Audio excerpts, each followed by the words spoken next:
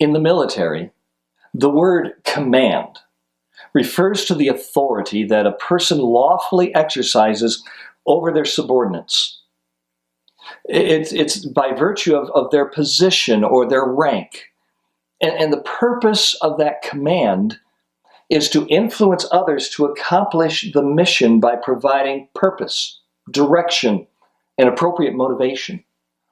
Now, although the subordinate may not understand, may not agree with the command, he or she, as a subordinate, is to follow their orders to the letter, trusting that their commander not only sees a bigger picture, which is the ultimate mission, but also has a plan and a purpose.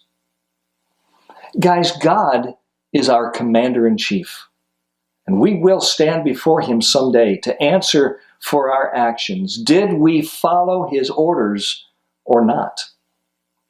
In Psalm 19, verse 8, David reminds us that the commandment of the Lord is pure, enlightening the eyes.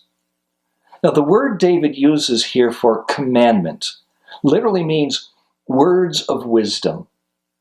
God's word gives us God's commands for life.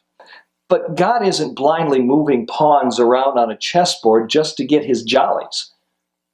He has a plan and a purpose for your life, a mission for you, if you will.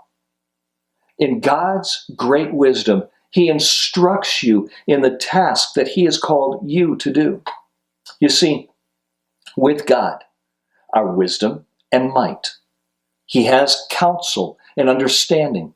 God's wisdom is profound and his power is vast. And we can trust that God knows what he's doing.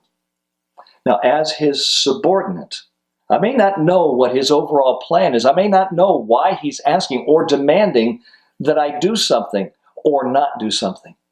But then I don't need to know. I just need to go.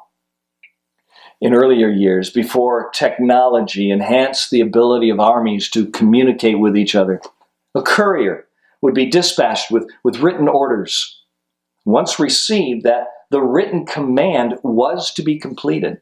If the orders were not followed, if the senior officer out there on the field disregarded the command in favor of his own plan, well, he might win the skirmish, but the battle could be in jeopardy. In a sense, that's what our Bible is. It's written orders from our commander-in-chief, God himself. These commands are not to be taken lightly. They're to be followed. They're not up for our own personal interpretation. They are words of wisdom from the one who sees the entire battlefield and understands all the movements of the enemy. In our battle against sexual impurity, our commander-in-chief has given us marching orders. He has told us how to fight, how to stand, what weapon to use. Ours is not to question his command or doubt his wisdom. Ours is not to try to figure out how on earth that particular method or that specific weapon is possibly going to work when everything else I've tried has failed. The responsibility that falls upon us as subordinates, as soldiers of Christ, is simply obey. God's commands are pure. They're clean, without error, without deceit, without an ulterior motive. So follow them. And one day you may see the bigger picture as your spiritual eyes begin to see what God is and has been doing in your life. I can remember a song that my kids used to sing in Sunday school. It went like this. I'm not going to sing it for you, but here's the words. Obedience is the very best way to show that you believe. Doing exactly what the Lord commands, doing it happily. Action is the key. Do it immediately, and joy you will receive. Obedience is the very best way to show that you believe.